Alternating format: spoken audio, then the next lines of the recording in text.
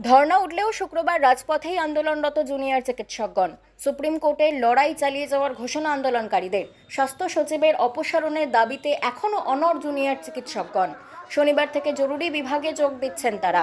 এর আগে শুক্রবার স্বাস্থ্য ভবন থেকে সিজিও কমপ্লেক্স অভিযানের ডাক দিয়েছেন জুনিয়র চিকিৎসকেরা। এ প্রসঙ্গে কি জানালেন আন্দোলনরত এক জুনিয়র চিকিৎসক? শুনুন বিস্তারিত।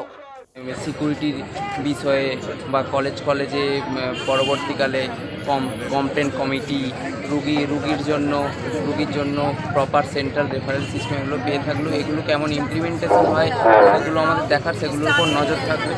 তার সাথে সাথে চিফ সেক্রেটারির উপর আমাদের যে পদত্যাগের দাবি, ওনার যে সাসপেনশনের দাবি, সেটাও এখনও ফুলফিল হয়নি, সেগুলোর উপর থাকবে এবং সেই লড়াই আমাদের চালিয়ে থাকবে। এখান থেকে সিজিও কমপ্লেক্স, তারপরে কি নিজেদের মেডিকেল কলেজে ফিরে যাওয়া হচ্ছে নাকি?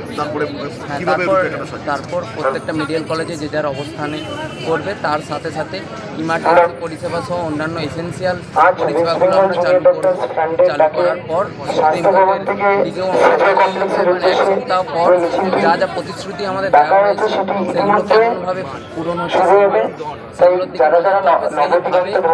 পরবর্তীকালে লড়াই বাংলা খবর, আপনার রাজনীতি, আপনার আওয়াজ।